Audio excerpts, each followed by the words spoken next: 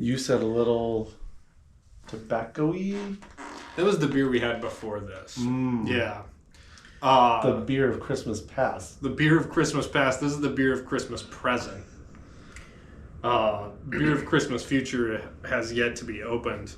Welcome to 12 Beers of Christmas, a.k.a. Between Two Flannels. I didn't get the memo. Okay, Zach. We're here with a beer that is not only brewed by someone we know, but it came in a beautiful ceramic bottle made by his neighbor. So a collaboration of a whole different kind of nature. Instead of two brewers, a brewer and a packager. There's football off screen, stage left, that might be distracting for people who don't see TVs a lot. We're going to talk about the beer super quick, but more importantly, we're going to talk about, this is the finale, so we're going to talk about just giving beer, the enjoyment of beer at the holidays. Real quick, this is from the Barclay Perkins blog, or Shut Up About Barclay Perkins blog. Courage Imperial Stout 1914. You've heard of this a couple of times. Paul Fowler's brewed it. We've drank it. This is from Garrick Van Buren. It's 3 malts. Simply enough, it is the pale malt. It is the black malt. It is the brown malt. It is the Fuggles for bittering, the Hallertau Mittelfrüh for the flavor, and then Fuggles for dry hop. What do y'all think about it? I like it a lot. It's very good. It's delicious. It's just so substantial. It's well done. Like so many stouts, you can be like, it's over the top, it's under the top, it's this. This is just like, I could drink it every sip, enjoy it, understand it. Roasty, it's toasty, it's malty, it's substantial, but it's also not overwhelming. It's very approachable and quaffable. Yeah, it's rich, but also drinkable. Not like a overly syrupy, sickly sweet type of a thing. It's not especially bitter, but like I just said, it's not sweet, so there's a little bit of bitterness in there. I mean, it's just it's kind of like, as it's advertised, like a old world traditional imperial stout. It isn't Old world. Before they were like overly bitter or like right, pastry stout came sweet. to the U.S. and all of our American breweries made all their imperial stouts that we all like and loved for many years. But like, this is just like, no, this is how you can do it.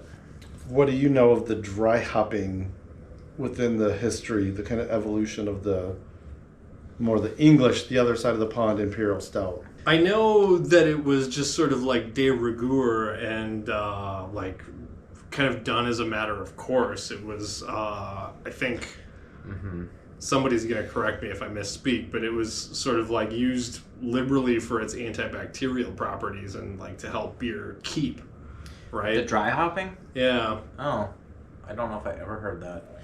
I knew that the bitter ring use of hops to preserve them that way, but I didn't know that dry hopping was thought to do that too. I don't get a whole lot of dry hop No, character out of that's this, what like you wouldn't necessarily expect for a beer of this stature and roast malt. Because the roasted malt just kind of rolls over. Yeah, and the ABV, right? Because this is like, 10? you said 20 pounds of base malt, or 20 pounds of malt total in a 5-gallon batch, 10% ABV. Yeah, it's a big boy. You wanted to talk about sharing. Yeah, so we can come back to this, but, you know, Garrick gave me this. Short of having Garrick in a 12 beer of Christmas, we were already doing some stuff for Don. So I was like, I want to share this. So I just kind of want to talk about, do either of you have experiences, say, like brewing something for gifting or sharing specifically at Christmas, or maybe just you were talking a little bit about our boy Jerry White kind of sending beers. I usually send my dad some beers. Many times over my craft beer nerdery, I've made it a point to send people local beers and to kind of share the love. But I'm more interested in brewing for sharing, I think. I have not done that. I just brew frequently and then share all year, all the time. I ain't trying to put it in the mail, though. I haven't I know that people do that, but I have not done that.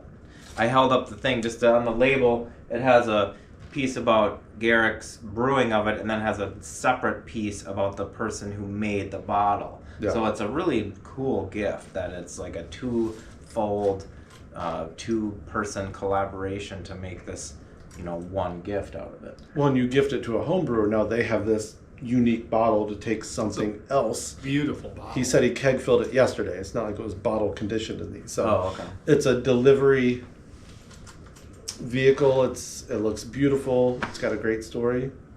What about you? I know you've brewed for holidays, or I feel but more for sharing than for gifting. I don't like giving away my beer. like bottle conditioning, I guess cork and caging and all that jazz. But I like, I don't know. I think that's just sort of like a part of a lot of people's holiday, right? Like kind of curating the drinks menu, right? Like whether you're making cocktails or providing homebrew or setting out sort of a smorgasbord of different beers. I don't know. It's kind of like a cool opportunity to show like, these are the beers I'm into right now, or this is what's seasonal and this is what's interesting, right? And being able to share that with friends and family.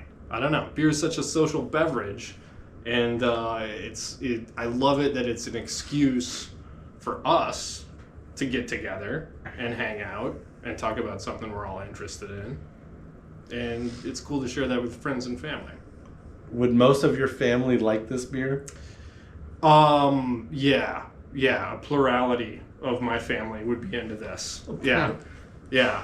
My middle brother especially is a big fan of huge beefy stouts. Ooh, No. okay. Well, yeah, you would then. Would your family like this beer? Not especially. Mine either.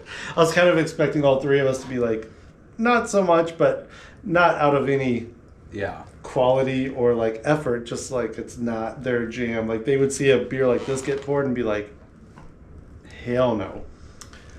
People they're missing out. We all brew for the season, whatever season. Like that's a common brewer's tradition, home brewing and commercial brewing. Like whatever the season, you brew different styles.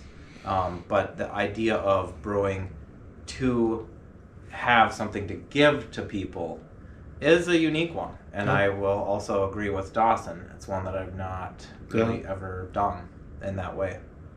Can end up with a lot of leftover beer.